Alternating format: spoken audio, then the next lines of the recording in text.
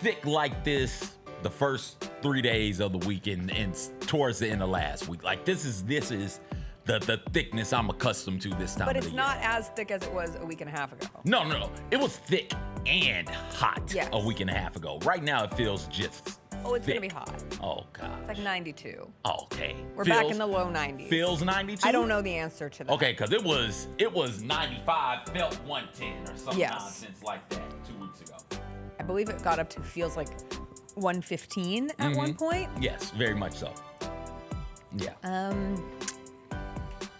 Looks like the feels like temperature at noon. It's gonna feel like 95. Oh, that's not Okay, bad. how about at 2? It's gonna feel like 98. That's not So we're bad. just flirting with 100. That's not bad.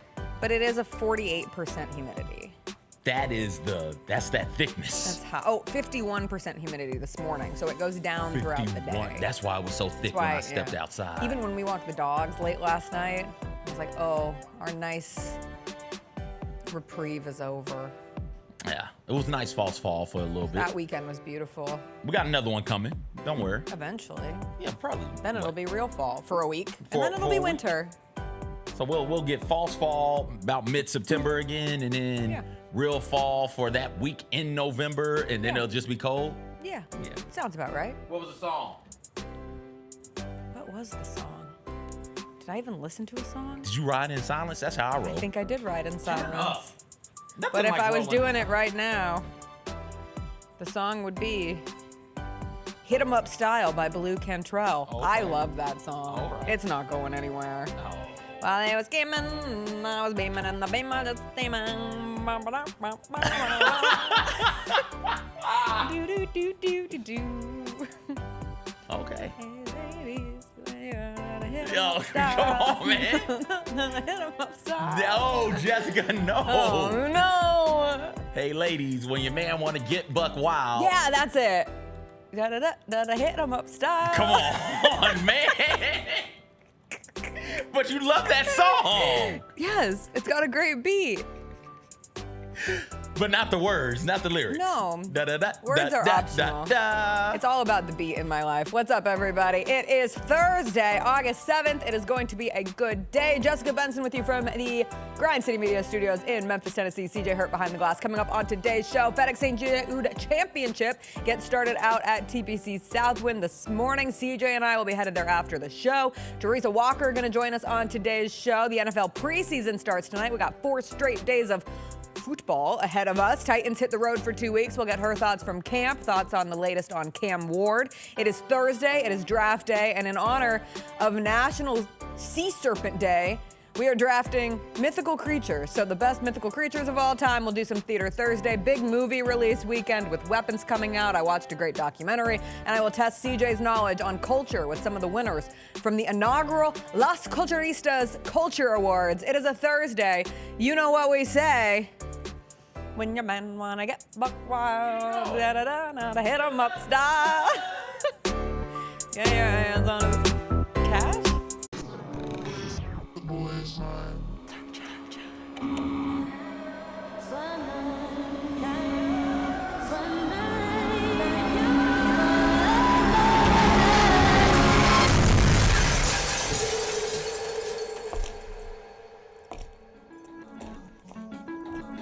You ready? I've been ready. What are we waiting for?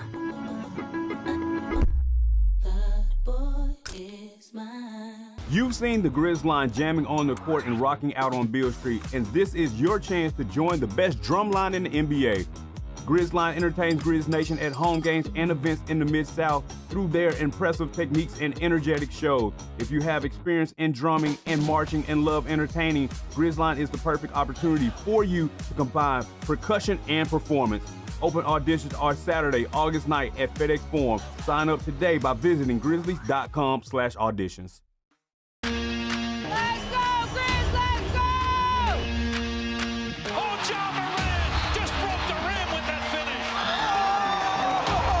Defense, take that ball! Defense, take that ball!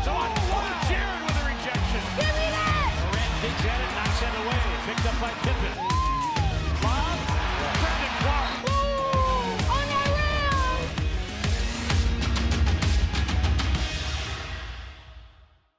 going through the draft process the first time, they give you the answers to the test. Like, this is what you need to work on. This is what you do well. They told you. Yeah, like they tell you. Here's what, if you want to get drafted, here's what needs to happen. Yeah, they tell you. So it's like, if you're not listening, it'll go right over your head. But for me, I made sure to soak up all information and everything possible so I can give myself the best shot. The Chris Vernon Show, live on weekdays at noon on YouTube at Grind City Media and the official Grind City Media app.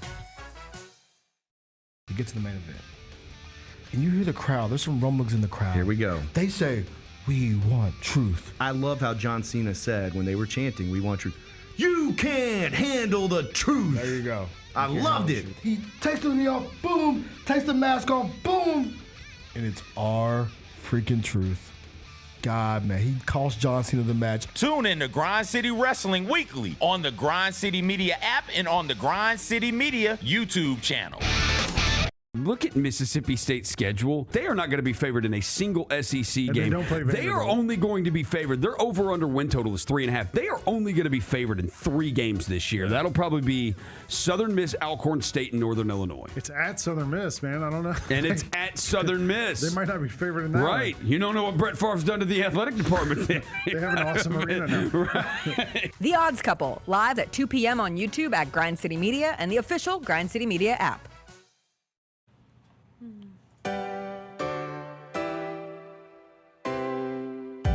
Feels great to feel the sunshine. Gotta own the day like it's all mine. Just got paid in his own time. Been working hard, I've been on the grind. I deserve this feeling, having my way. I've been on this healing. This is my day. The sun's out, let's have a little fun now. I wanna let it all out. That's what it's all about. Cause I deserve this feeling, having my way. I deserve this healing. This is my day. Grind City Media presents The Jessica Benson Show with CJ Hurt. Live from the Grind City Media Studios on YouTube at Grind City Media and the official Grind City Media app. What's up, everybody? Happy Thursday. Happy almost Friday. Happy FedEx St. Jude Championship Day here in Memphis. First groups have already teed off out at TPC Southwind. CJ and I are heading out to the course after the show. CJ is dressed in his I'm going to be outside on a hot Memphis day attire. Shout out to your hat. Shout out to your shirt.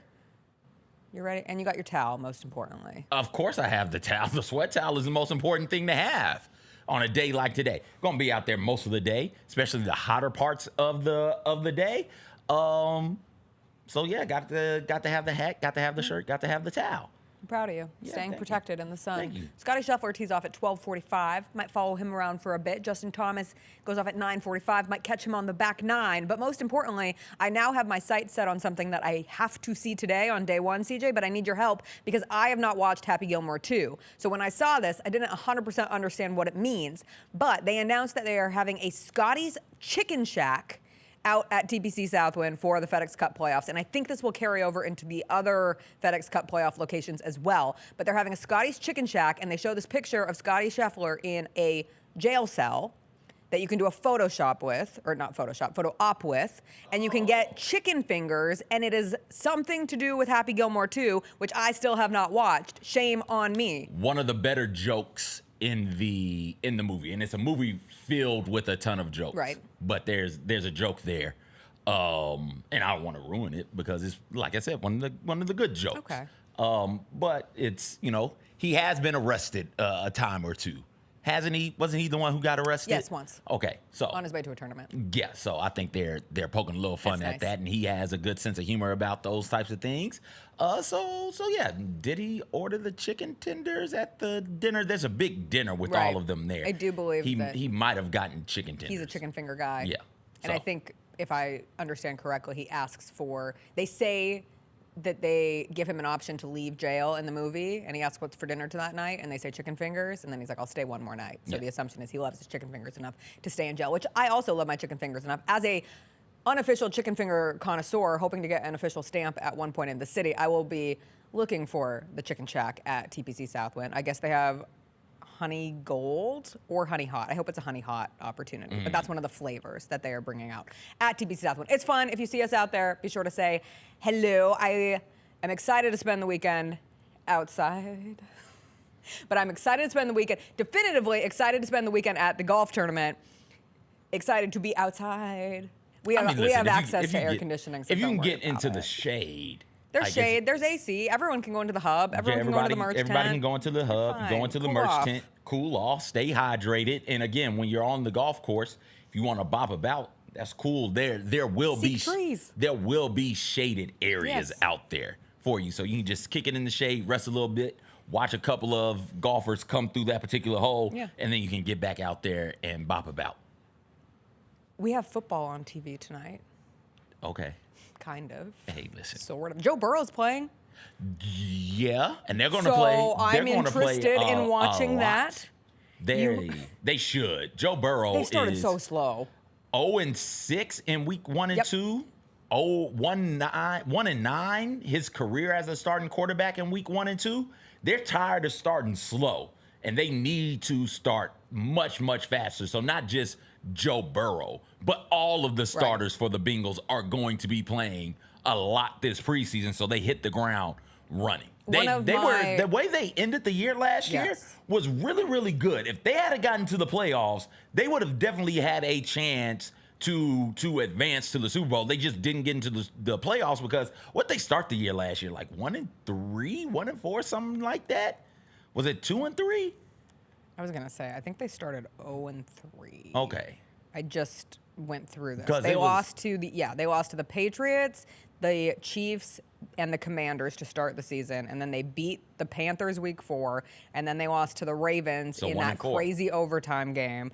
The thing with Joe Burrow specifically, and watching that quarterback documentary, if there was one like major takeaway to go into the following season with, it's that Joe Burrow very much would have had a real opportunity to win MVP last year if the Bengals hadn't started so poorly in the season. Like, you don't give MVP to a team that's not winning their division, to a team that's not clearly in the playoff picture, having to fight for their playoff lives and relying on other teams to win and lose along the way. But Joe Burrow was awesome last season. And a part of that is because Jamar Chase is awesome and T. Higgins is awesome and they're both back. But like playing in spite of not the best offensive line in the league and certainly a pretty poor defense that took them out of some games, especially early last season. But like Joe Burrow was phenomenal. We might not give Joe Burrow enough credit for how good he is. And you never want to overdo it because then it turns into like the mythologicalizing, that's not a word, the mythologizing of a player before they've actually, but he has won something. Like, that's the thing. He has a Super Bowl. And so just to look at, appearance, he's been to a Super Bowl. And to look at some of the plays that he made through last season, his stats by the end of the year, it's remarkable. So yeah, I appreciate that he's playing in the preseason for the Bengals tonight. I also appreciate it because it gives legitimate things to take away from the preseason night 1. We get 4 straight days of football. The Raiders-Seahawks play tonight as well on NFL Network. I guess I'm excited to see Ashton Genty if you're asking me to pull deep into the preseason excitement bag. Pete Carroll's playing or coaching against his old team. Geno playing against his old team also. Revenge. So, like preseason, whatever. Or Geno's probably not playing. And it's in Seattle. Okay. Yeah, Geno's probably not playing. I wonder if they'll do something to honor Pete pregame or during a break or something like that. I did just see the Bengals-Eagles game of all games is the game not on NFL Network tonight. So maybe I won't be watching Joe Burrow in the preseason. Not that I would be actively seeking this out. It's the first preseason game. They're not going to be doing anything. You think? of note from a scheme standpoint. Is just run out there, get you some reps in, and then come back in and chill. For the Bengals and Joe Burrow, it won't necessarily be, okay, I'm taking away actual things that they're trying to implement come regular season time. It is, okay, they're in a rhythm. It took them so long to get into a rhythm that it left them well behind the 8 ball. And when you're in a division that has the Ravens and the Steelers, those teams are going to be competent. And at least one of those teams is going to be pretty good. So you mess around and lose 3 games, 4 games that you shouldn't be losing, you'll find yourself fighting for a wild card spot at that point. So listen, I don't even care about the rhythm. I've just realized this week I am thirsty. For football? I am wandering through the desert, and I am dying of thirst. So much so, I am actively watching the SEC propaganda Any Given Saturday show on Netflix. Are you really? I am 4 episodes in. Why? I dragged Chris through 3 episodes last night. We got through the last one, which was the weekend where Vanderbilt beat Alabama and Arkansas beat Tennessee. Hell of a weekend. And Chris just looks at me. He goes, enough. Enough. But he admitted it was very entertaining from the standpoint of I like how they've done it. The first episode is a bounce between LSU and South Carolina, and I did appreciate like the knowledge of how last season went, that they finally do this all access. It's it's a propaganda puff piece at the end of the day, but spotlight on the SEC, the lore of the SEC, and you know that at the end of last season, an SEC team does not win a national championship, so they're building it up, and the fact that it starts with an SEC team losing to a vaunted Big Ten team in USC beating LSU in Las Vegas last season, the rest of the USC season, don't worry about it, but in that moment in time, an SEC team faltered in a big non-conference game to start the year.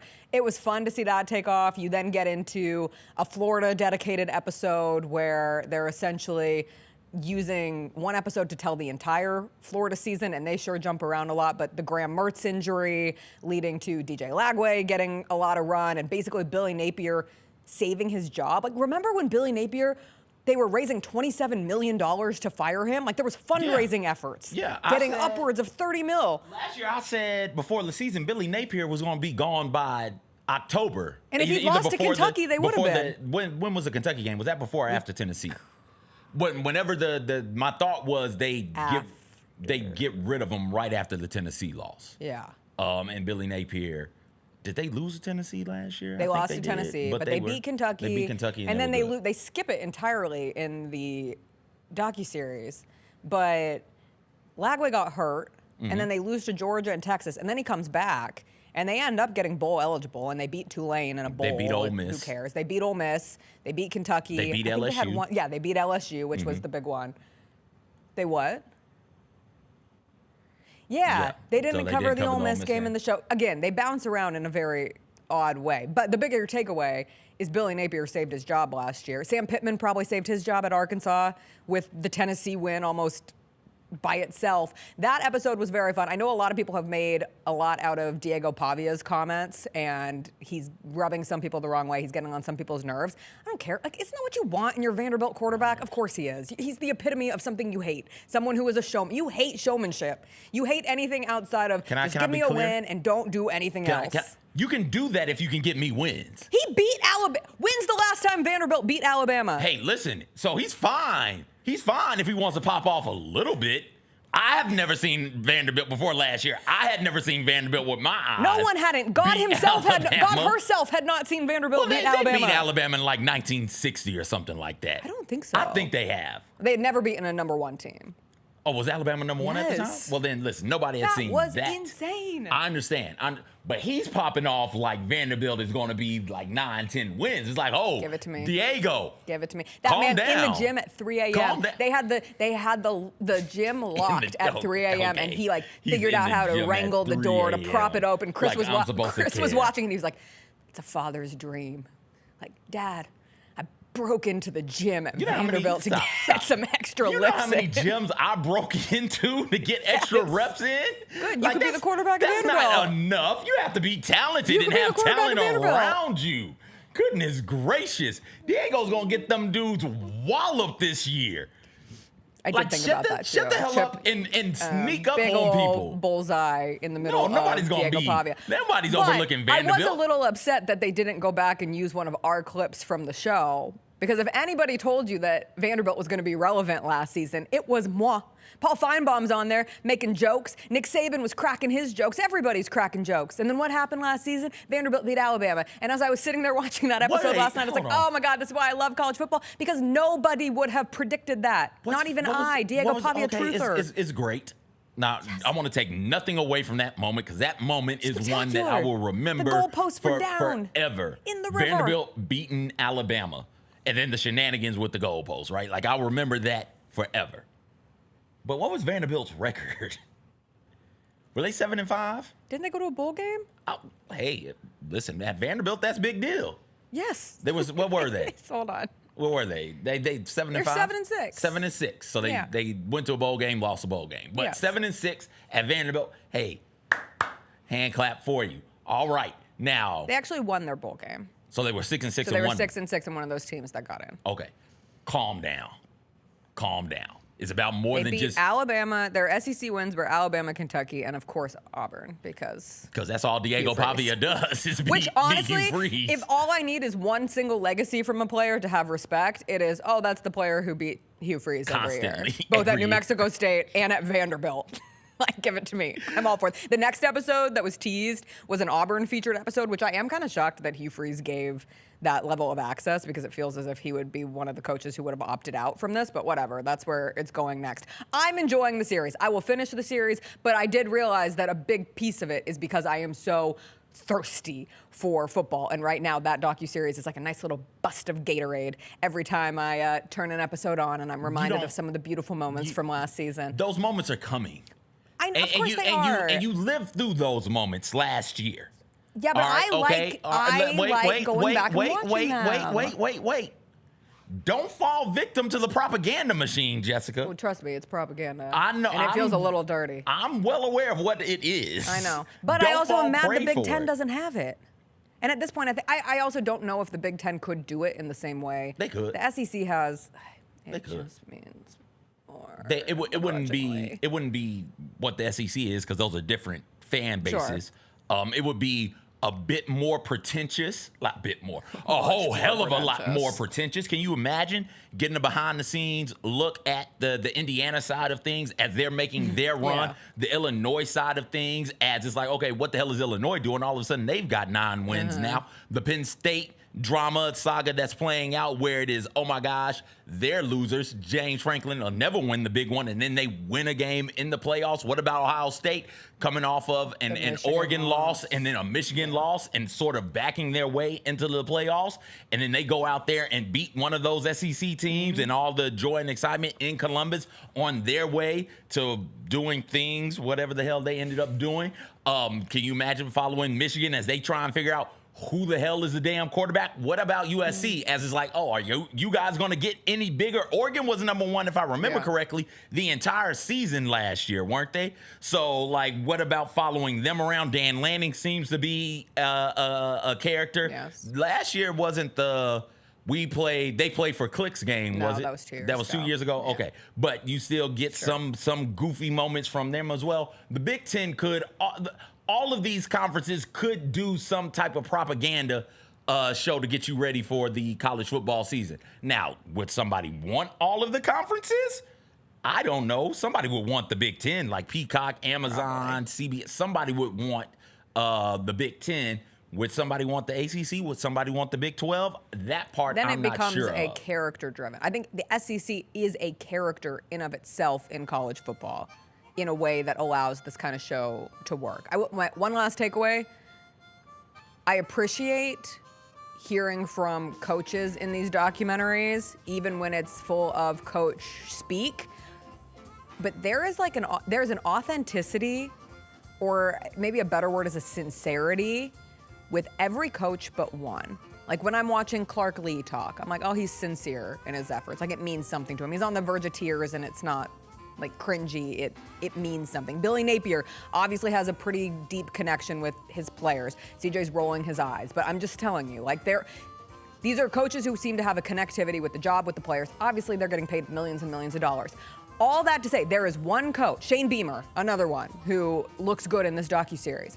There is one coach who does not seem that way, and it is so evident, and it is Brian Kelly. Brian Kelly just seems like a schmarmball of a coach. Not a coach, of a how he presents himself. That's not a fair way to put it. But just like somebody who is not real. And it all goes back to the family and leaving Notre Dame for LSU. And I already saw a Reddit thread this week that said, if LSU loses to Clemson week 1, are they going to fire Brian Kelly? And I was like, oh, we are so back. We are so back, do you baby. want to Coach, know some hot LSU seats week 1. Some LSU lore for you? Yeah. Opening game of the season, LSU since 2020. 2024, favored by 4, lost to USC outright. Favored by 2 in 2023 against Florida State, lost by 2. Favored by 2, lost to Florida State. 2022, favored by 4.5 against Florida State again, lost that game outright. 2021, 1.5-point favorite against UCLA. They lost that one outright. 2020, 14.5-point favorite to Mississippi State. They lost that one outright. LSU has lost 5 games to open the season, and they play Clemson, who's got a bunch of defensive talent coming back. They got bring back their entire passing unit. So, listen, they're probably going to lose that game too. And then LSU's got the Nuss bus.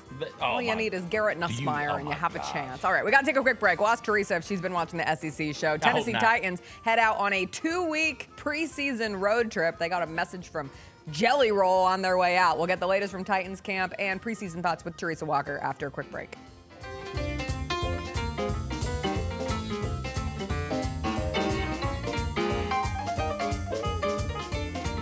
Preseason box to row Coaches Poll has come out. Jackson State sits there at number 1. This is the 3rd time in the poll's history that Jackson State has been the preseason number 1 team in the nation. And then Tennessee State being at 5, that really surprised me. Get all of your HBCU sports and culture news by tuning in to HBCU Huddle with CJ Hurt and Mike Wallace. New episodes drop every Thursday on grindcitymedia.com, YouTube, and Spotify.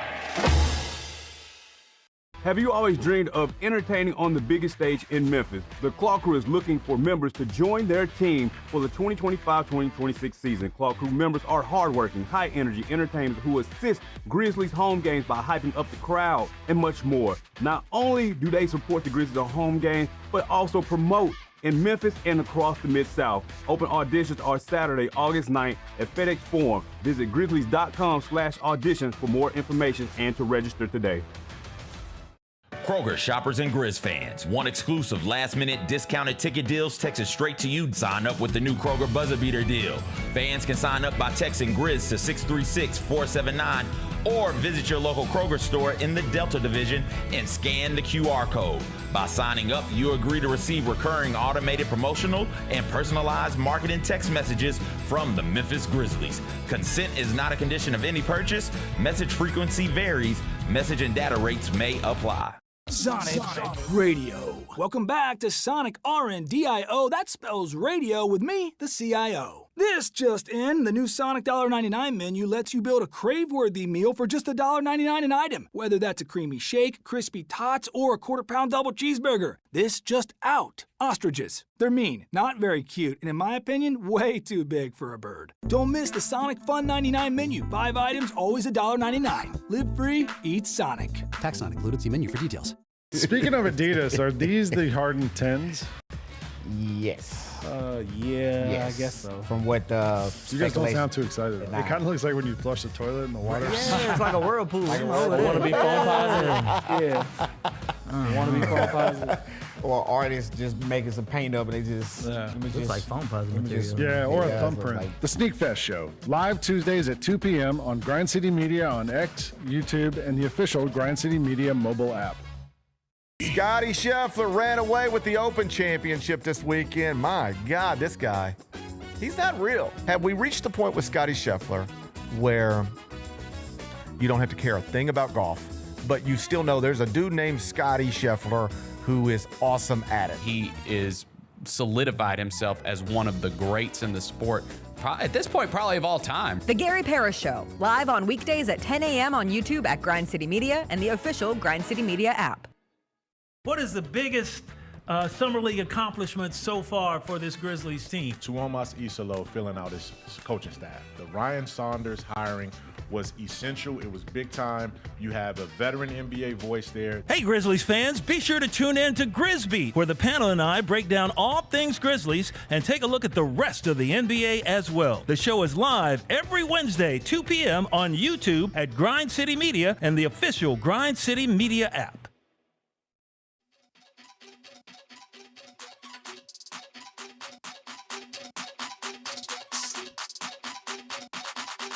Welcome back. It is Thursday. That means it's time to catch up with one of our favorites, Teresa Walker from the Associated Press. She joins us every Thursday. She joins us now. Teresa, we were just chatting during the break, and I had forgotten that you were at the MLB, what did we call it? Bristol Classic, Speedway Classic? MLB Speedway Classic. I think we'll remember it as MLB, oh no, what happened at Bristol? Rain out, bunless hot dogs, cheeseless nachos, infinite weather delays. What was your experience like there?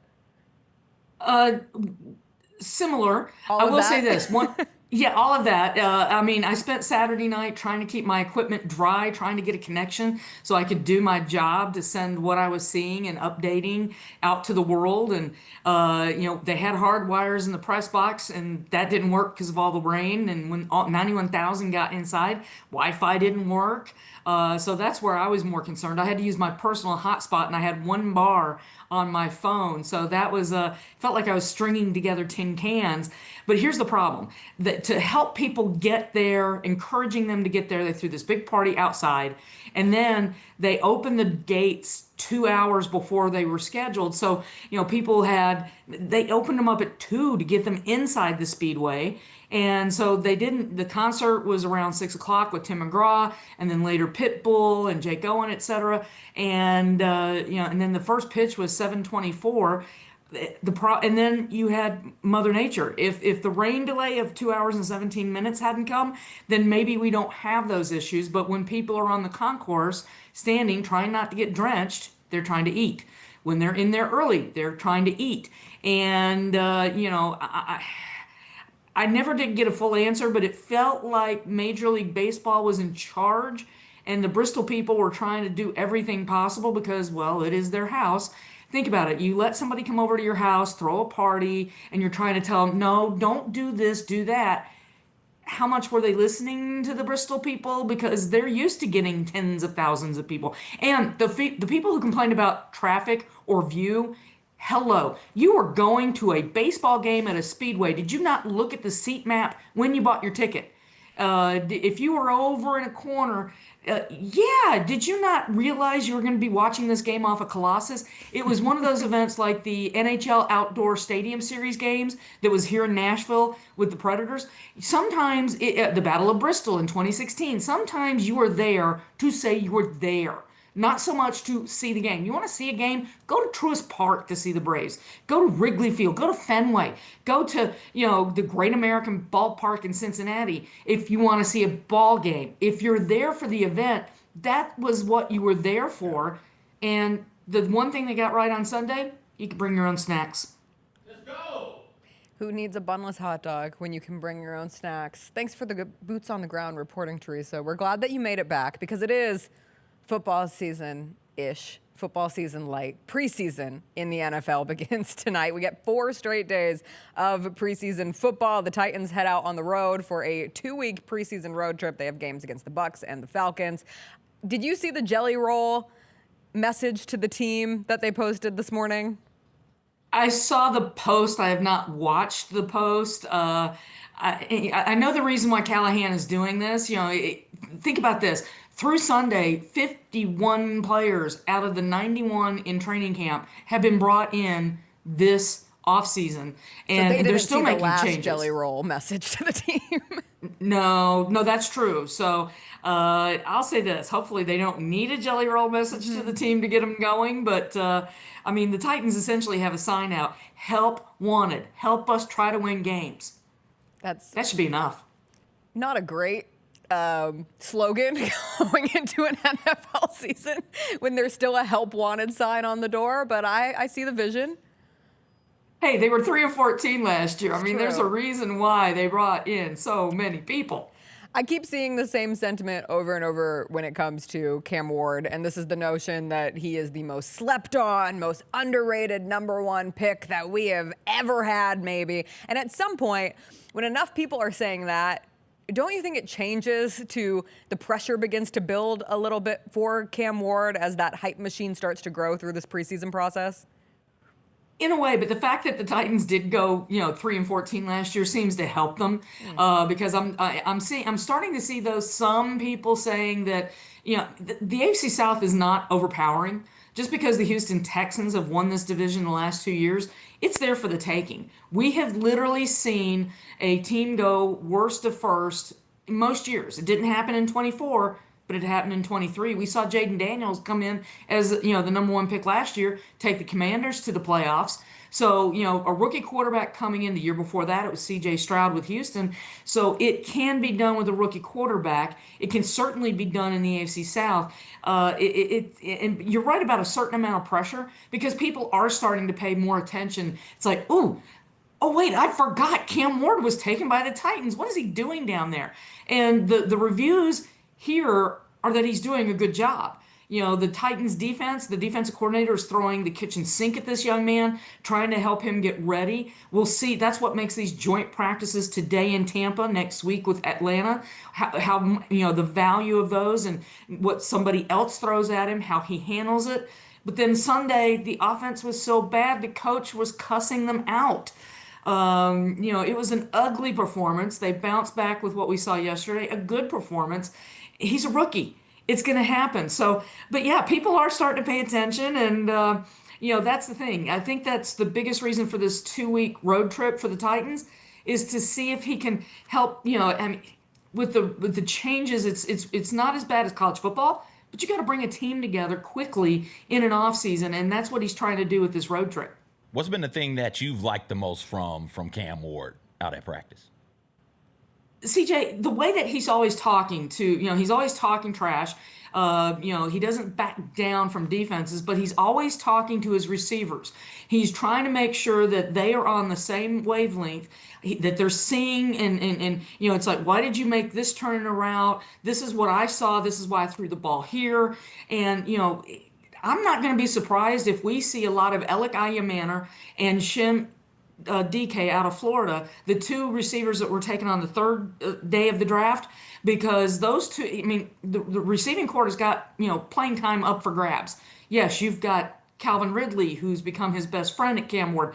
You've got Tyler Lockett from Seattle, who's that wily veteran. You've got Van Jefferson, who is trying to show that he's at least the number 3, if not number 2 receiver. But those 2 rookies are going to be huge. And Gunnar Helm, the tight end from Texas, he's a guy that, I tend to agree with some of my colleagues up here in the Nashville Media Corps.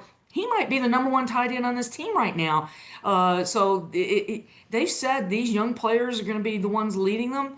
And there's a young group on offense around Cam Ward ready to pick that up and go. How have you seen the relationship between Cam Ward and Jeffrey Simmons grow? I saw a picture of the 2 of them fishing together, and then there was a clip that circulated on one of the NFL Network interviews where Jeffrey Simmons was joking about how, yeah, sure, Cam Ward's dicing up the defense now, but once he gets back in the mix, that's a different story. It just feels as if in terms of having a defensive vet that Cam Ward can lean on, that relationship has started to grow early.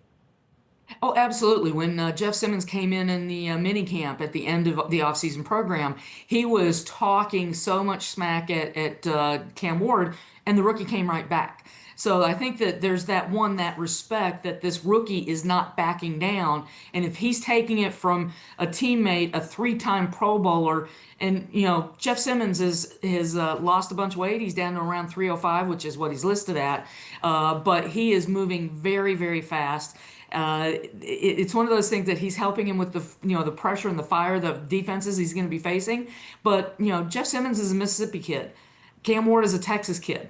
So I think there's something there as well that they do get along. And I think it's only a win-win because, if you've got that, how many times do we hear teams kind of falling apart when there's this division between offense and defense?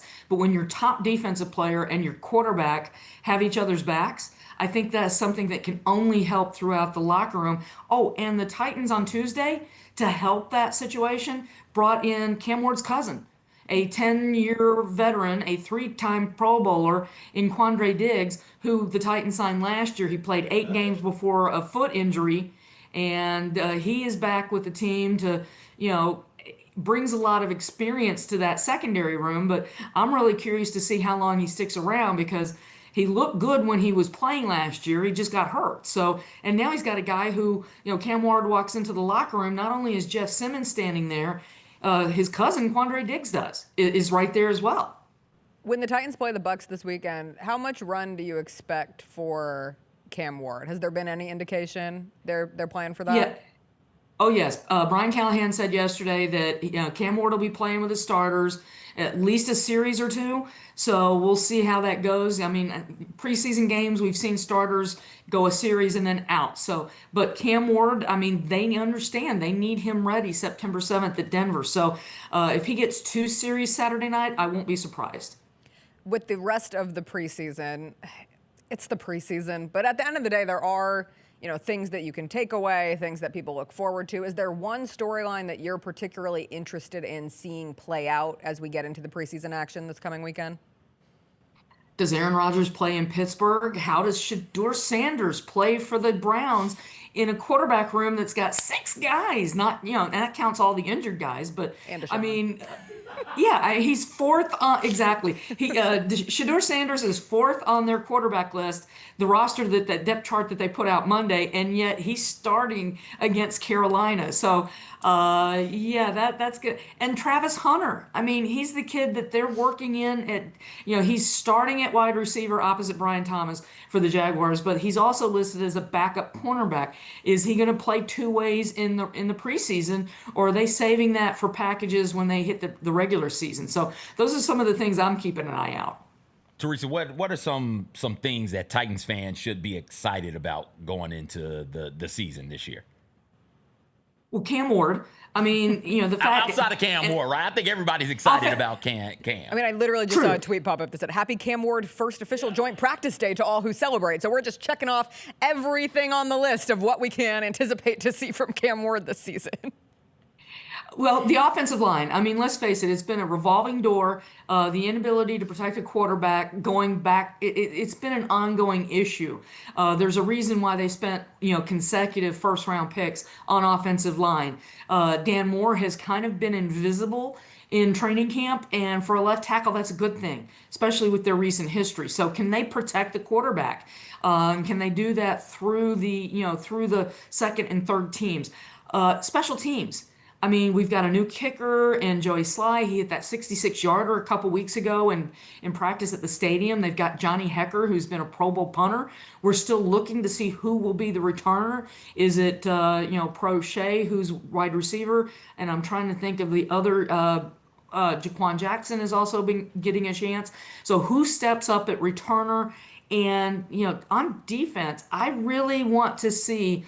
L'Jarius Sneed is not quite back yet from the PUP list, so we'll see when he gets back. But in the meantime, he hasn't been very healthy since he came to Tennessee. So who is going to step up? Right now, it's been Roger McCreary, Jarvis Brownlee, who's in his 2nd year, really coming on.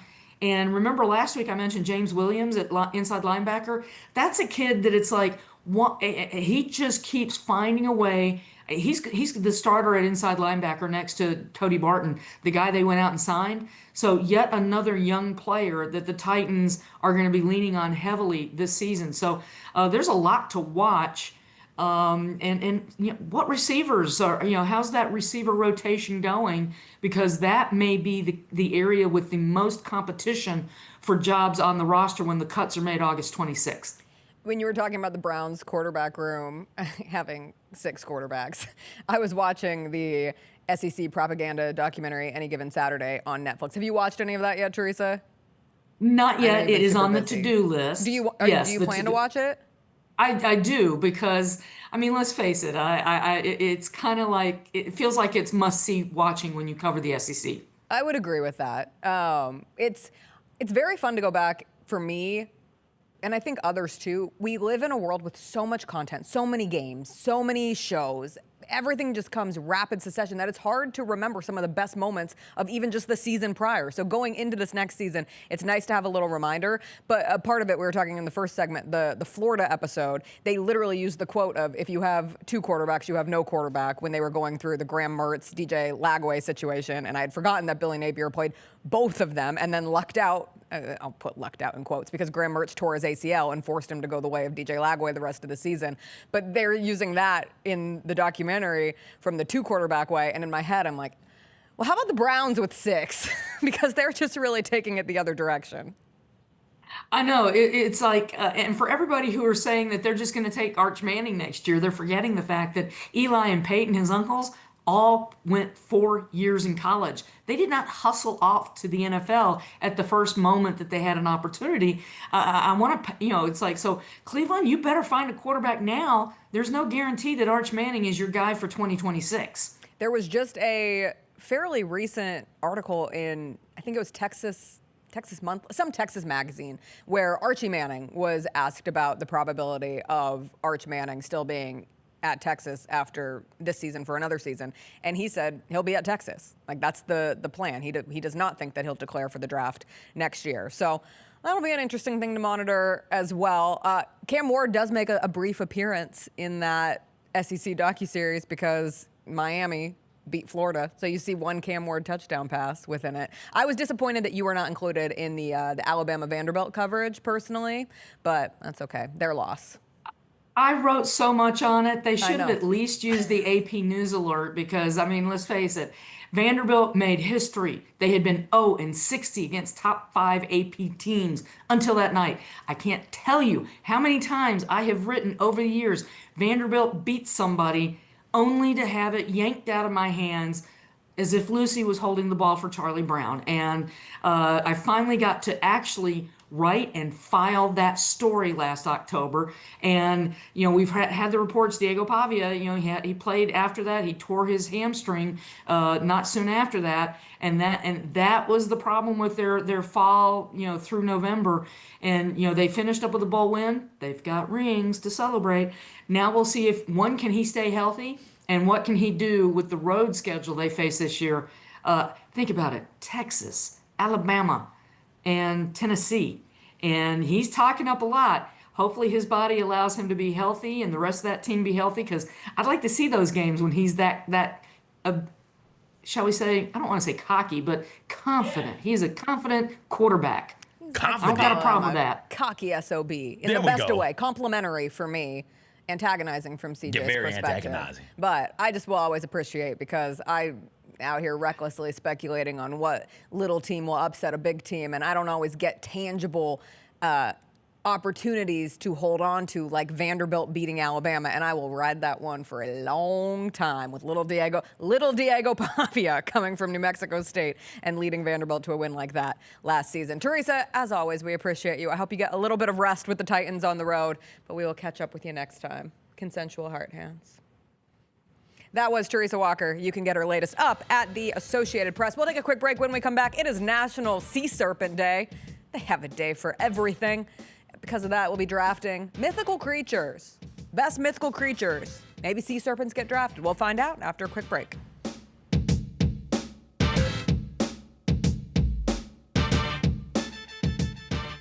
Have you always dreamed of entertaining on the biggest stage in Memphis? The Claw Crew is looking for members to join their team for the 2025-2026 season. Claw Crew members are hardworking, high-energy entertainers who assist Grizzlies home games by hyping up the crowd and much more. Not only do they support the Grizzlies at home games, but also promote in Memphis and across the Mid-South. Open auditions are Saturday, August 9th at FedEx Forum. Visit grizzlies.com/auditions for more information and to register today. Kroger shoppers and Grizz fans. Want exclusive last-minute discounted ticket deals texted straight to you? Sign up with the new Kroger Buzzer Beater deal. Fans can sign up by texting Grizz to 636-479 or visit your local Kroger store in the Delta Division and scan the QR code. By signing up, you agree to receive recurring automated promotional and personalized marketing text messages from the Memphis Grizzlies. Consent is not a condition of any purchase. Message frequency varies. Message and data rates may apply. Shinedown. Dance Kid Dance Tour. Live in Memphis. FedEx Forum, Saturday, August 30th. With special guests, Bush and Morgan Wade. Get tickets now at livenation.com. Shinedown, live in concert. For more, visit shinedown.com. Speaking of Adidas, are these the Harden 10s? Yes. Yeah, Yes. I guess so. From what You guys don't speculation- sound too excited. Nah. It kind of looks like when you flush the toilet in the water. Yeah, it's like a whirlpool. Like a You know, whirlpool. want to be phone positive. Yeah. Want to be phone positive. or artists just making some paint up and they just Looks like foam puzzle material. Yeah, or a Yeah, thumbprint. like- The Sneak Fest Show, live Tuesdays at 2 p.m. on Grind City Media on X, YouTube, and the official Grind City Media mobile app. Scotty Scheffler ran away with the Open Championship this weekend. My God, this guy, he's not real. Have we reached the point with Scotty Scheffler where you don't have to care a thing about golf, but you still know there's a dude named Scotty Scheffler who is awesome at it? He is solidified himself as one of the greats in the sport. At this point, probably of all time. The Gary Parrish Show, live on weekdays at 10 a.m. on YouTube at Grind City Media and the official Grind City Media app. Let's check the over-under totals. Alabama, Georgia, and Texas all at 9.5. LSU, Ole Miss, Tennessee at 8.5. I love Ole Miss over the 8.5. I think Ole Miss can win 9. But Ole Miss, they're gonna, Ole Miss, they're gonna lose to Arkansas week But they 3. could go 9-3. Like Ole Miss winning 10 games They always is pull always some like crap like that. Ole you Miss know? winning 10 can seem a bit of a stretch, but they can win 9. They're gonna lose at Kentucky week 2. The Odds Couple, live at 2 p.m. on YouTube at Grind City Media and the official Grind City Media app. Preseason Box to Row Coaches Poll has come out. Jackson State sits there at number 1. This is the third time in the poll's history that Jackson State has been the preseason number 1 team in the nation. And then Tennessee State being at 5, that really surprised me. Get all of your HBCU sports and culture news by tuning in to HBCU Huddle with CJ Hurt and Mike Wallace. New episodes drop every Thursday on grindcitymedia.com, YouTube, and Spotify.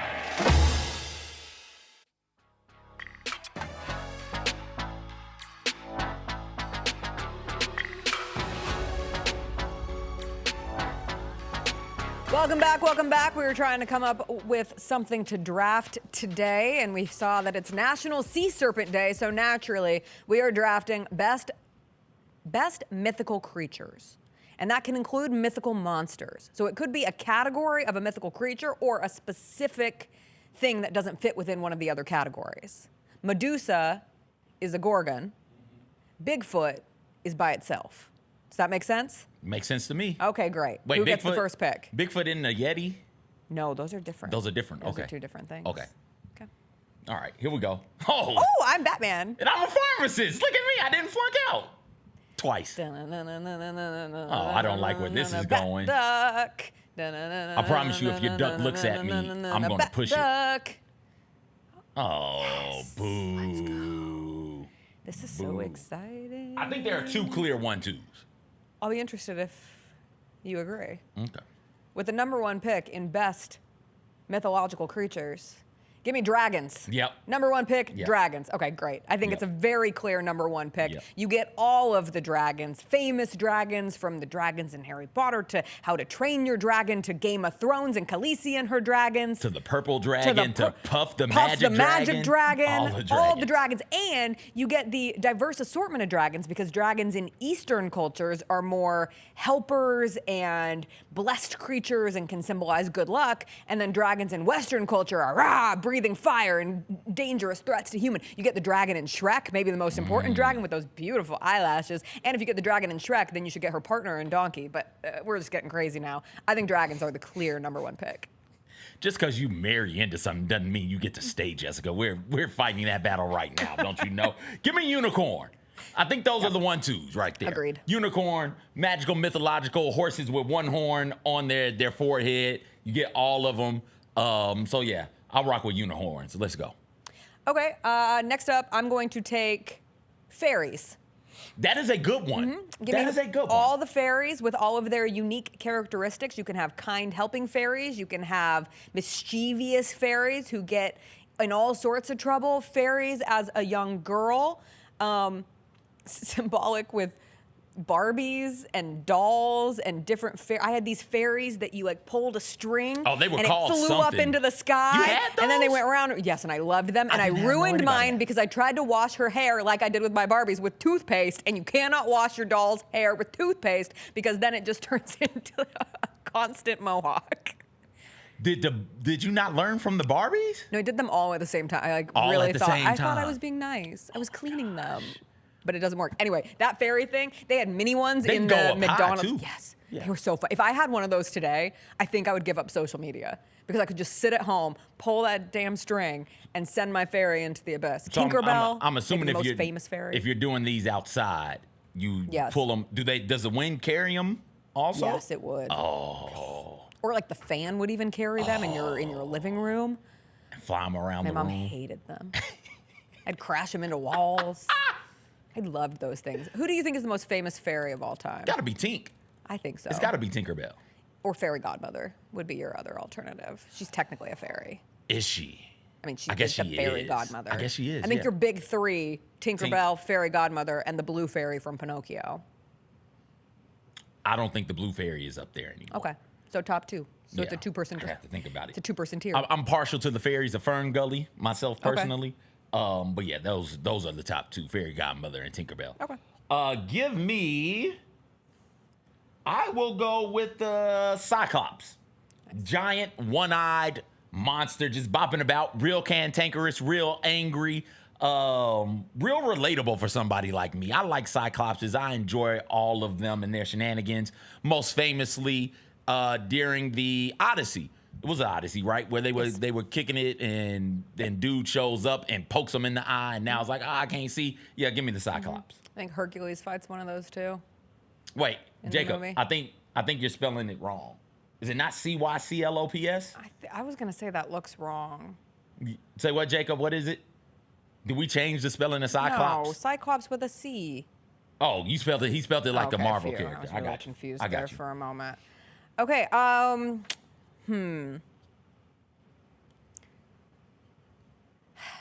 gonna take Yetis. I want the Yeti. Okay. I think Yeti is cooler than Bigfoot because Yeti What's is the also difference? Yeti is the abominable snowman. A Yeti is like. Is the difference just one is in the It's a cold really and one great isn't? question.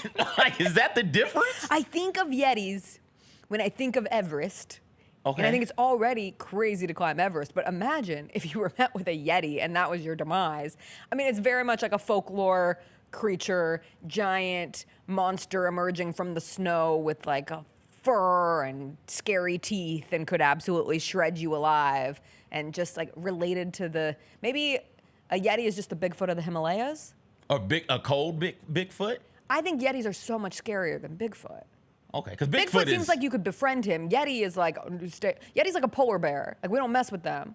Didn't Rudolph and the dentist befriend a Yeti? Sure. Okay. Is Rudolph the red-nosed reindeer walking through the door with you when you're going to the Himalayas? I don't think so. You're not guaranteed to have a friend. I always think of, honestly, like I was so scared of Yetis as a kid, I would not ride the Matterhorn. Have you ever been to Disneyland? No. Okay, so Disney World doesn't have the Matterhorn. Disneyland has the Matterhorn, which is essentially like a Himalayan mountain ride. They and have- the Yeti would jump out at you at random points within the ride, and I could not ride it because I was so petrified of the Yeti. When I went to Disney World, they had a ride. They have like that. Everest at There Animal we go. Kingdom that There also it is. so they're very Yeti obsessed in the Disney culture, which I'm fine with. Yeah. Okay. Good pick. Give Thank me you. a phoenix. Give me mythological bird. Get some birds up in here. The one with the flames and everything.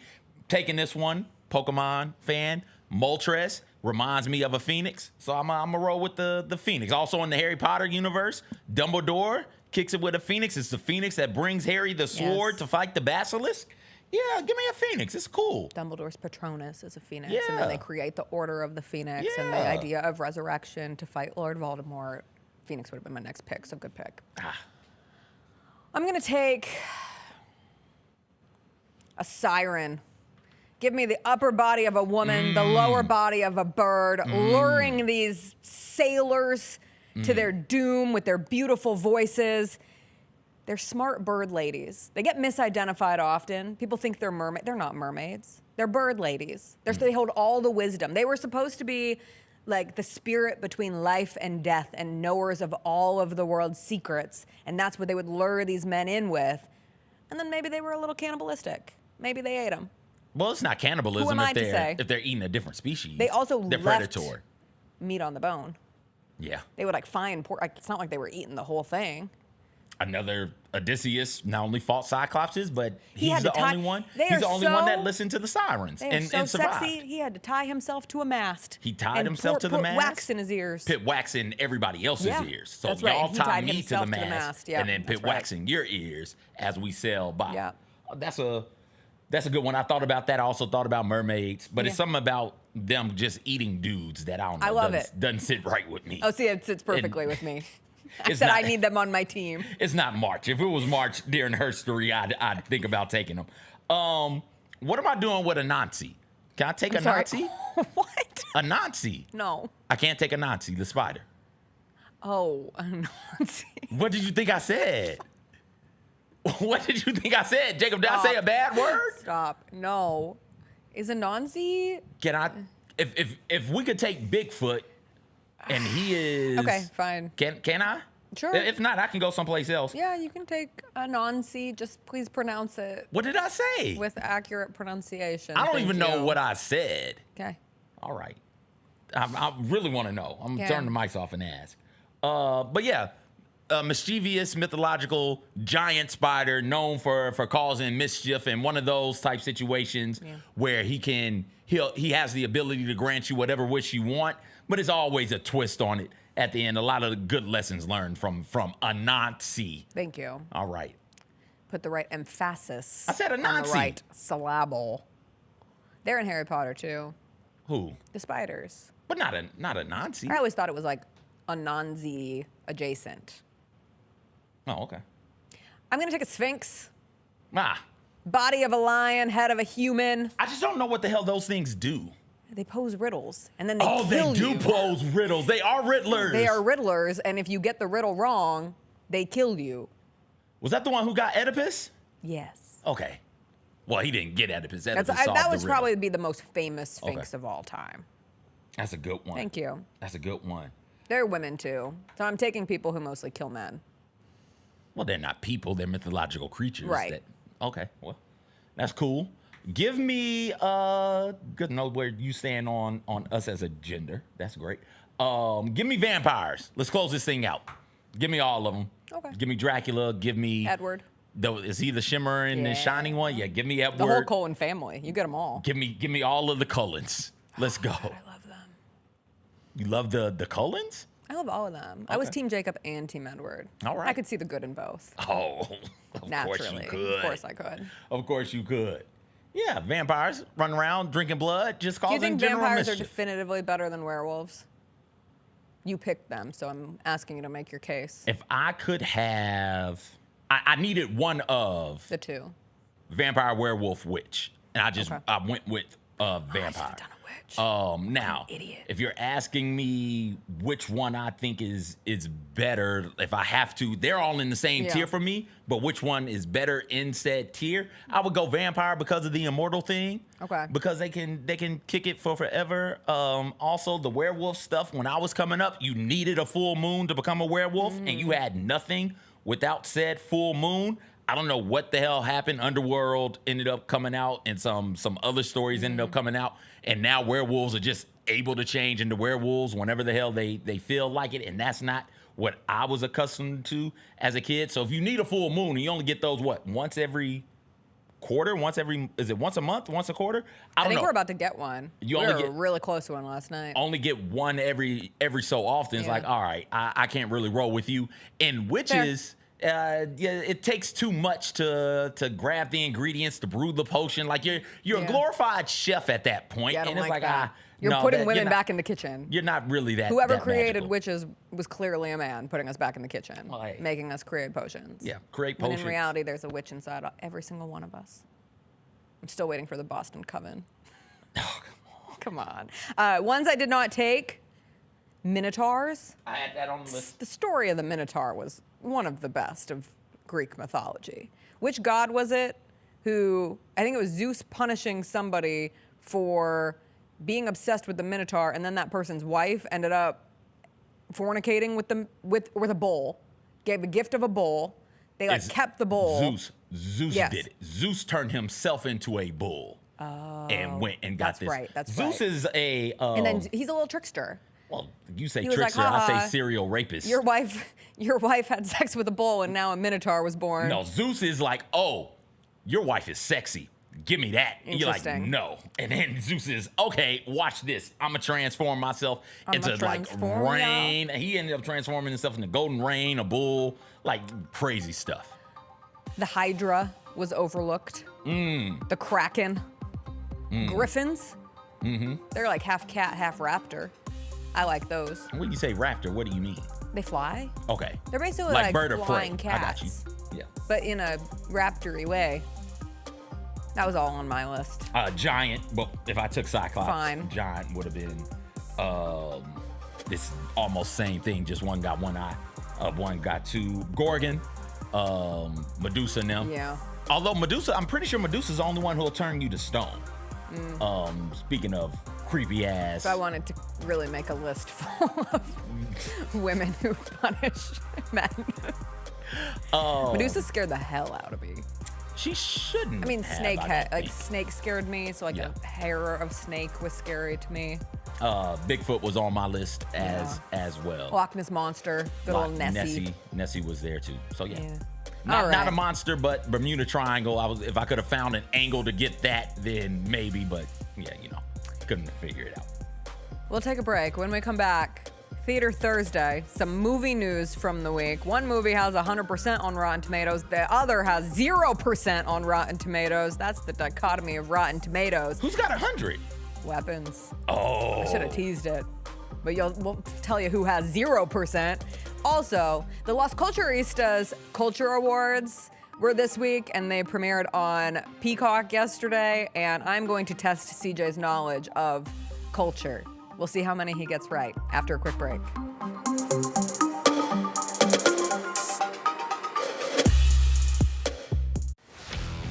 Let's face it, there's a lot of trash talk in basketball, but the great teams let their performance do the talking. Like Ford F-150 with Pro Power on board, a class-exclusive industry-first feature that turns your truck into a mobile generator and leaves the competition speechless. Ford F-150, official truck of the Grizzlies. Greatness starts here at your Mid-South Ford dealer. Class is full-size pickups under 8,500 pounds, GBWR.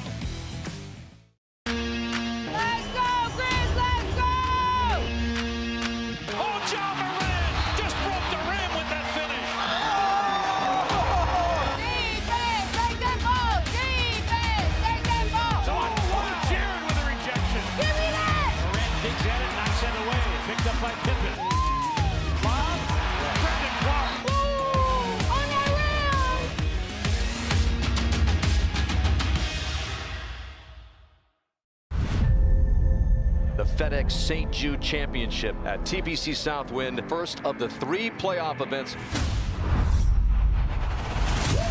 Watch me take flight. It's a different sight when you take it to this height. And you notice, we them boys step into the wars, ready to give me my awards. See, I got them starstruck. I got nothing to lose, so I'm letting it loose. I ain't paying my dues. I got them starstruck. You get to the main event. And you hear the crowd. There's some rumblings in the crowd. Here we go. They say, we want truth. I love how John Cena said when they were chanting, we want truth. You can't handle the truth. There you go. I loved it. He takes me off, boom. Takes the mask off, boom. And it's our freaking truth. God, man, he cost John Cena the match. Tune in to Grind City Wrestling weekly on the Grind City Media app and on the Grind City Media YouTube channel. Did you know the Grizzlies were going to try to get up and get you? No, I have no clue. I thought the Grizzlies loved me when I worked out because it was like super fun and everything was, just natural. We were just having a conversation. It wasn't like said, what's your favorite color and, like all that stuff. What's your favorite color? It wasn't interview. First date type vibe. Yeah, it wasn't interview questions. It was just like, hey man, how you doing? Like, and it was just real easy to talk to him. It was real easy to talk to Coach Thomas. The Chris Vernon Show, live on weekdays at noon on YouTube at Grind City Media and the official Grind City Media app. What is the biggest Summer League accomplishments so far for this Grizzlies team. Tuomas Isalo filling out his coaching staff. The Ryan Saunders hiring was essential. It was big time. You have a veteran NBA voice there. Hey, Grizzlies fans, be sure to tune in to Grizzbeat, where the panel and I break down all things Grizzlies and take a look at the rest of the NBA as well. The show is live every Wednesday, 2 p.m. on YouTube at Grind City Media and the official Grind City Media app.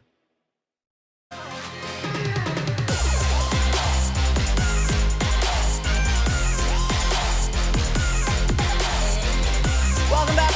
Little Theater Thursday before we get out of here and into our pre-Friday festivities out at TPC Southwind.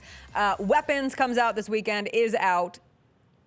The last time I looked, it still was at 100% on Rotten Tomatoes. I don't know if that's changed. I don't always trust Rotten Tomatoes. It's fine. It is what it is. However, critics who I trust who have seen Weapons have said that it does live up to the hype. And you get into that weird space where you don't want to overhype it because then inevitably someone is disappointed because no movie is perfect and we are all subjective viewers of movies or objective viewers of movies.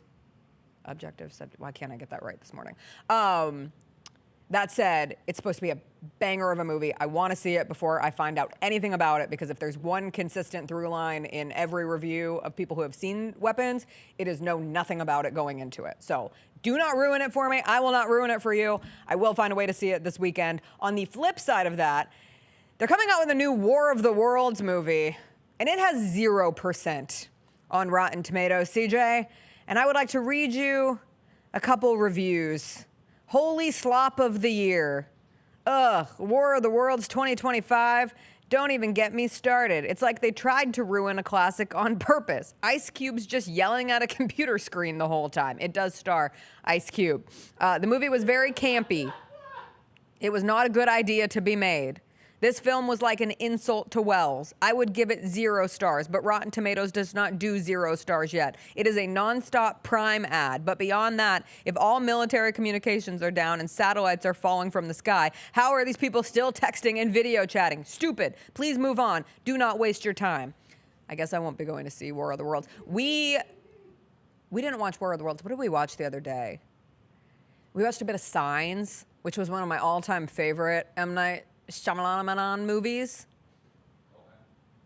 I wasn't loving it as much as I loved it back in the day. Once you realize, and this is my issue with M. Night, once you realize all his movies is setting you up for the twist. And once you know the twist, yeah. like the movies aren't good. They aren't good movies. Asking him, which movie did he ruin? He ruined Avatar: The Last Airbender. Is asking him to do those. Did he ruin Dragon Ball also? I don't know. I can't speak for He definitely ruined Avatar. It's just like, yo, man, come on. Give me something other than a bunch of boring stuff happening and then, here's a really cool twist. Well, I figured it out during The Village. Wherever The Village is in his like cinematography, I think it was the one right after Sixth Sense. No. But was there something in between there? Signs is after Sixth Sense. Okay, and then before Signs, Village. then Village, maybe. I'm not sure. But Village, I was like, okay, I'm done with this cat. All he is a twist. The Village pissed me off. Yeah, I'm not doing this with them. That was like right when I was starting to really love movies and I was in my big horror movie era and I went and saw The Village in theaters when I was in LA for UCLA basketball camp when I was in like 6th grade. Saw The Village and I was just devastated by how bad it was. Terrible. Came after Signs, before Lady in the Water, before The Happening, and before The Last Airbender. The Happening was when I was out. Yeah. The Happening. I came back for Split, Glass, and Old, which were the prequels to Unbreakable. Okay. But it's fine. It is what it is. Have you watched any movies this week? Is he the director for War of the Worlds? Why are we on M. Night? How did we end up on him? Oh, well. Because I thought that I was about to reference the old War of the Worlds movie from 2012, but I was actually referencing Signs that we watched like 30 minutes of the other night and then turned off. Oh, have you watched 30 any minutes movies? of and hopped out. No. I can't remember. I watched somebody's stand-up special on Netflix yesterday. I'd have to figure it out what the name is. It's escaping me right now. I watched a Barbara Walters documentary. Oh, okay. That I did not anticipate watching. It's on Hulu. I'm really enjoying it. I have about 20 minutes left. It's nothing groundbreaking. I do appreciate, I think I have a kinship to Barbara Walters. That sounds bad because I don't think her legacy ended up being particularly positive. Why not? People get really mad about how she treated various interview subjects, but watching this documentary back, it's like, this is how it was done, and she did such an incredible job of making interviewees comfortable and treating them like people more than just, a subject to get A, B, C, D, E, F, G out of them. And then she would hit them with a tough question and force them into difficult things. Everyone always goes back to the Britney Spears interview, which, yeah, did it age well? No. But did anything related to the coverage of Britney Spears age well? Also no.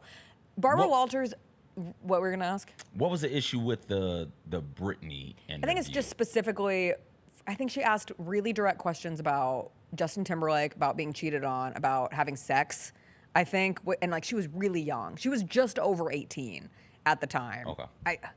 I'd have to go back and get into the specificities of it, but like that, Corey Feldman, who had some of the sexual abuse allegations, she downplayed those back in the day. So there's different pieces, and even like Bette Midler is interviewed in the documentary, and she talks about how like she viewed Barbara as a friend, but she also viewed her as a journalist first and would never trust her because she was harsh, and she was always looking for a good story and a good interview. A lot of good talking head interviews in it. Oprah's in it, Diane Sawyer's in it, Katie Couric's in it, Ann Curry's in it, and you look at all of them and realize like none of those people necessarily exist without Barbara Walters. Like, I know we've gotten to the point where we see women on talk shows and news shows and being interviewers all the time now.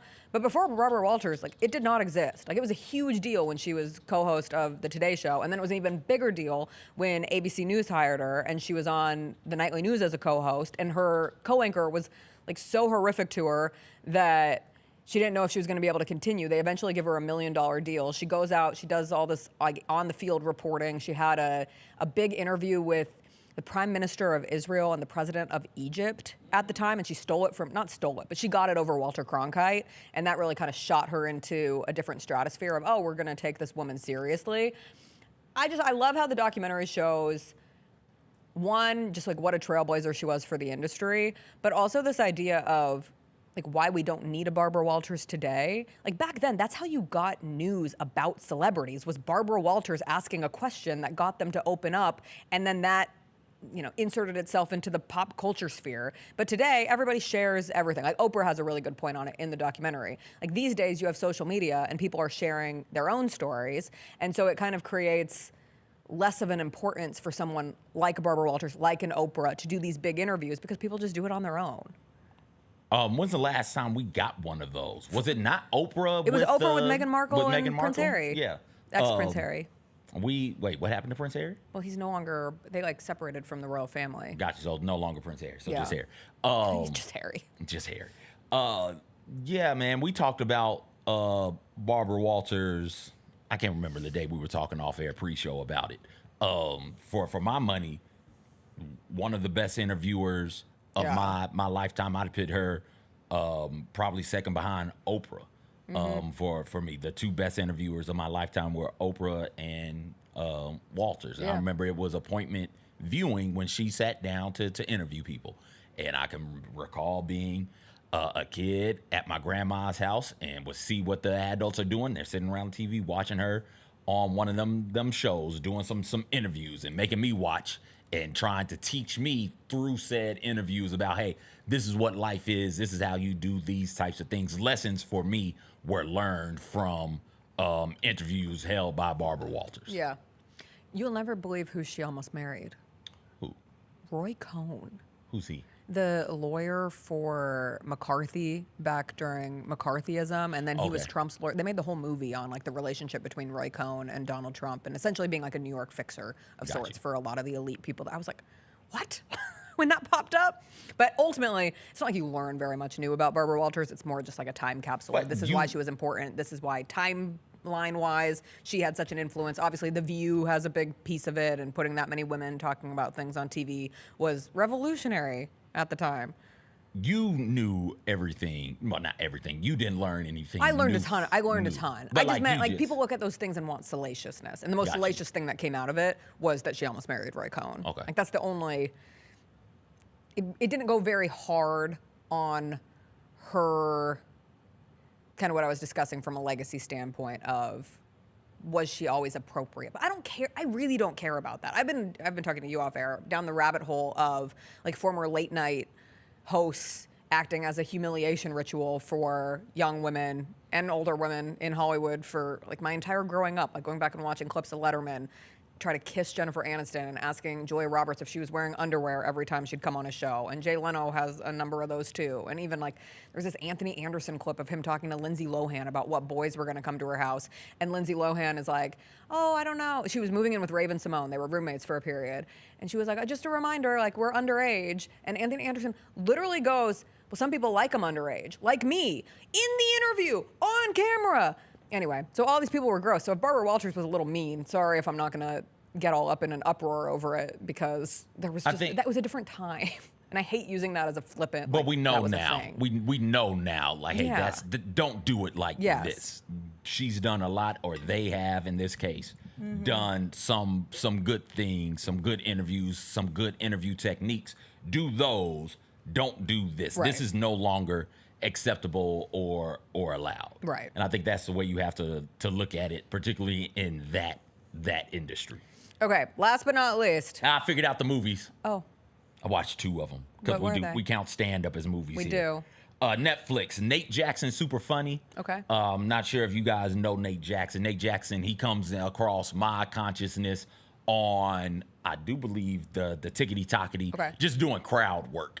And so this is a comedy special. He's pretty funny, real creative, just off the top of the dome doing crowd work. So this is a special with that. Dusty Slay's Working Man was another one that I watched. No, that was the one from last year. What's the new Dusty Slay movie?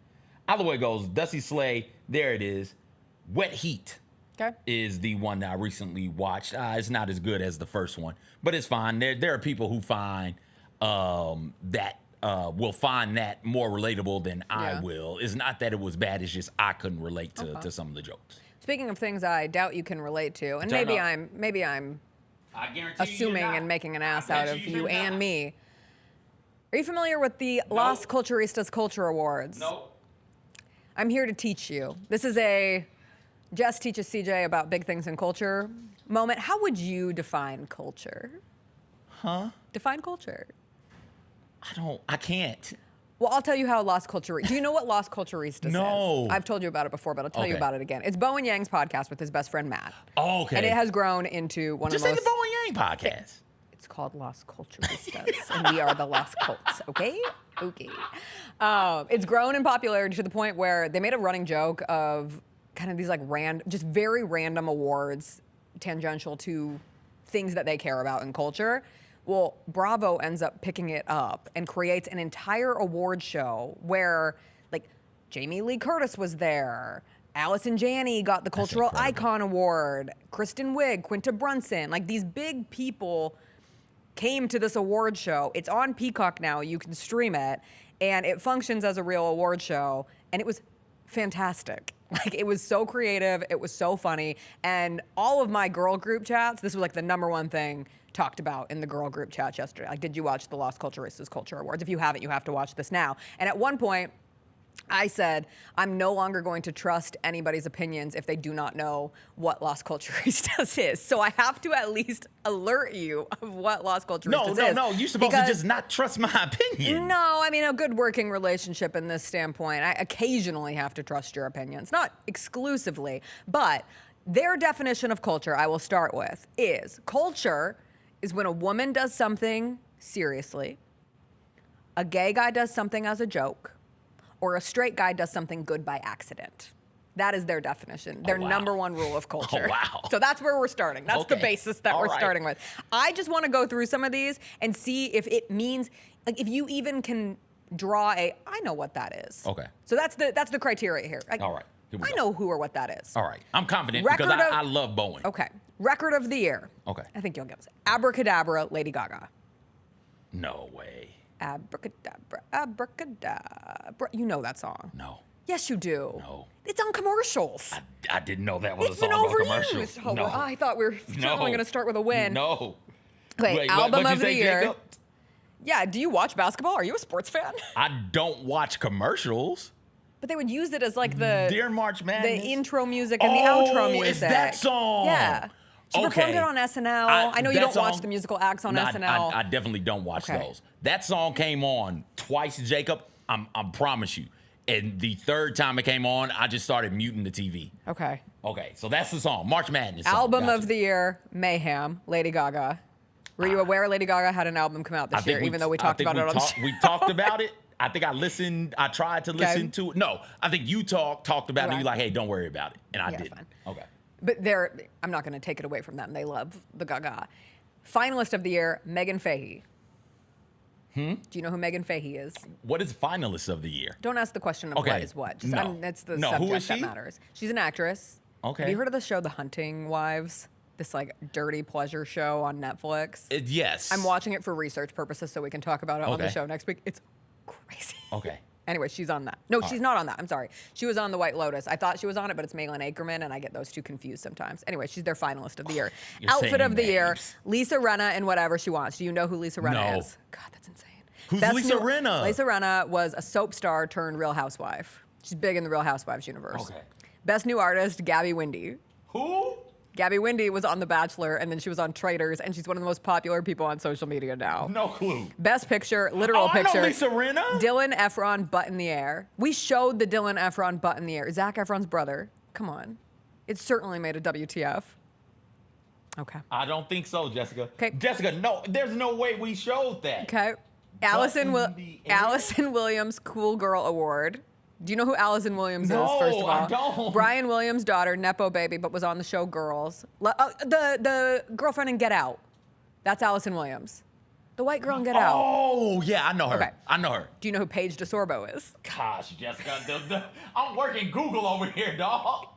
Paige who? Paige DeSorbo. No. Okay, that's okay. Massive influencer. She won the Allison Williams Cool Girl Award. Everybody loves Paige DeSorbo. She has a podcast. I have honestly never seen this person in my life. Okay. Okay. Next up, the Santa Award for being unforgettable. Toad from Mario. You know Toad from Mario. Okay, great. That's my guy. Most amazing impact in film, Jeff Goldblum's chest in Jurassic Park. I know. I'm aware of Jeff Goldblum. Great. Yes. Most iconic building or structure, Universal Helios Grand Hotel, a Lowe's hotel in Epic Universe. Have you seen those pictures from the Epic Universe Hotel? No. I failed you. Best vibe, hands down, Seth Meyers. Okay. Best I'm aware of Seth. Okay. Best movie of all time was a tie between Tar and Nutty Professor 3, The Clumps. 2. 2, The Clumps. Yeah, I've seen that one. Okay. I'm back in here. I only saw the first one. I have no honestly. clue who Tar is. Best gay guy, normal, Jared.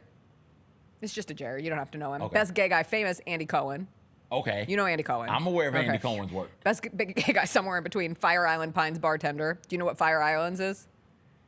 Is that where the gay people go to hang out? Sure. Okay. That'd be an acceptable answer. Okay, next up, Titanic Award for Monoculture, rotisserie chicken. Okay. Best word to whisper, never. Best word to scream, All right. most uncommon accident, knife falls on foot while running knife to your friend who asked if you could bring that knife over here. Okay. Best news we heard, Ben Platt is here to sing a Record of the Year nominee, and Ben Platt showed up to sing a Diet Pepsi song. Okay. It's okay, you wouldn't get that. No. Social change moment of the year, Gaga-Cella. What the hell is Gaga-Cella? It's Lady Gaga's Coachella, like Beychella was Beyonce's Coachella. Okay, I thought that was a different festival. I Okay. can't keep up with this. The kindest greeting. We've met several times, and I remember. The most thrilling threat. If I ever see you again, I'm going to kill you. Turn up. Best breakfast, I was crab told cake that Benedict. recently. I don't love a crab cake Benedict. My wife loves crab I don't cake. love a Benedict. Okay. Best lunch, free. We Yep. can all agree on that. Yep. Best dinner, you get home and your new lover cooked for you again. So far, they are amazing. Okay. Best beverage, a tie between Big Airport Essentia and Celsius. Okay. Moon Award for shining brightly, the DreamWorks moon with the little boy on it who fishes. That's a good one. The Sun Award for so effing hot. Do you know who Lucy Dacus is? Lucy, no, Okay, but that's okay. tell me who Lucy Dacus is. I gotta be honest. It says here it's an American singer songwriter. This looks like a regular person. She sings the I don't know, some TikTok song. I don't know who she is either. Okay. Next up, the Eva Longoria Award for Tiny Human Huge Impact. Sabrina Carpenter. That's got to be Sabrina Quinta Carpenter. Brunson. Oh, okay. Both All right. applicable. Maybe Sabrina Carpenter will get it next year Next because year. they are definitely going to do. This has been so popular. This will happen again. That's a dream to have a bit so popular. Bravo picks it up. Yes. Bravo, if you're listening. We got bits over here. They did have like 100 best podcasts of the year. We were not nominated. Oh, come on. Unfortunately, maybe next year. Father Award, Andy Cohen. Okay. Daddy Award, The Men of the Four Seasons. Did you watch The Four Seasons? I did. Did you enjoy that show? Yeah, we talked about it. Oh, yeah, it's you did. a really You good recommended show. it. Yeah, It's yeah. on my list. Yeah. Circus Award for Stop Being Weird, Airbnb hosts and the locks they choose. Got you. Filet Mignon Award for Best Beef, Benito Skinner in Overcompensating. I think I watched half of that show. Okay. No clue. Do you know who Benito Skinner is? No, do I need to? Not really. Canada Award for Canadian Delicacy, maple syrup on a stick on ice. What? Worst sticky feeling when you touch a child's hand and it's like, what Yes. was that? Yes. Yes. 1,000 times, yes. Yeah, I've never seen Benito. Sport we would love to know more about, volleyball. Bunch of guys in the park, can't tell how many are gay. How many are? That is the big question. Best gift for mom, Glow perfume by J-Lo from 2002. I still have my Glow perfume by J-Lo bottle. Do you? Yeah, it was beautiful. Okay. It had a little charm around it. Best gift for dad, book about war that he already owns. Okay. Best gift for sibling cousin, onesie for a baby you're almost positive they have. In This House We Believe In award for best yard sign, no soliciting unless you have a big fat A and a great warm smile. There we go. Let me find some more for you. Okay. Best city up and coming. Oh, trust. Whatever city I'm in, I got all the boys up and coming. Oh, turn up. Best city established. Oh, trust. Whatever city I'm in, I'm establishing connection with the boys. Turn up. Best laughter, RuPaul. I can rock with that. Best crier, Demi Moore. Okay. AKA award for other way to say that. You freaked that. AKA you did well. Okay. So that's one of the phrases you should be becoming more and more familiar with. I would rather not. Walking Home Alone award for what women have to do. Learn about toxic shock syndrome and then worry about it until you die. You have no idea. They scare us with TSS. Right Hand Arm Man award for nicknames. Silly Rabbit. Okay. They should start saying that for anyone who throws things at the WNBA players. Stop being such a silly rabbit. They're throwing rabbits. The Secret to Life, dance like everyone is watching and they're simply obsessed. Best alternative to God Bless You. Do not sneeze on me. I cannot get sick this week. I say that often. Next slide. Most beautiful name for a daughter you haven't even thought of yet? Stevia. We don't have enough Stevias out there. Okay. Best note sung ever? Sometimes. Do you know that song? I'm unaware. I just want to rewind. No. Where were you for Brat Summer? No, I was not there. Song that they're absolutely blasting in Trader Joe's. Rich Girl Gwen Stefani, Rich Girl Hall & Oates. Okay. Hunger Games Award for Best Huge Franchise. Yo Gabba Gabba. That doesn't count as a franchise. It's only one of the Yo Gabba Gabbas. They got to go do like a Yo Gabba Gabba 2 or something like that.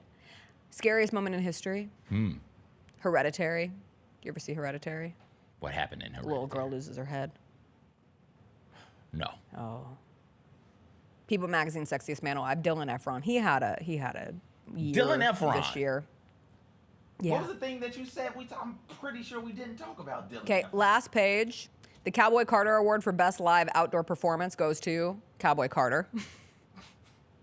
The Wingdings Award for Excellence in Symbols was a tie between the little fire on a menu indicating spicy or the little peanut on a menu indicating peanut.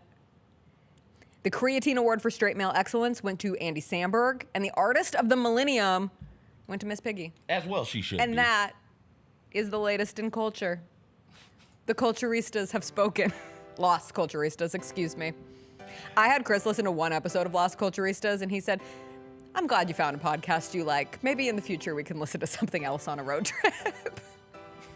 Anyway, the girls were happy. This is one of those days where... I'm being messaged by a girl. Oh, are you? Did Yes. she watch Lost Culturistas Half these Culture Awards? Half these La Culturista people are too niche. That's the point. Culture is niche. You don't have to know all of them. Wait. Then she hits me with this is to make you feel better about knowing stuff, implying that she knows stuff. Oh, exactly. See? So I'm the idiot who We doesn't know anything. No, you're just a man. You're just a straight man. Oh, okay. That's okay. And that's okay. Thank you for being so acceptable. accepting. Everybody. Because we don't accept straight men Don't enough. worry. We're going out to the golf tournament. You can just wipe that last segment from your brain and go out to straight white man heaven.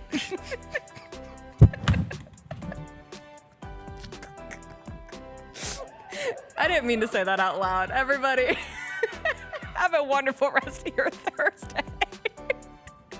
We'll see you later. If you come out to TPC Southwind, we'll be out there. Be sure to say hi. Can't wait to see everybody. I'll be there today and Saturday. We will be back tomorrow on a Friday. We'll see you later. Bye.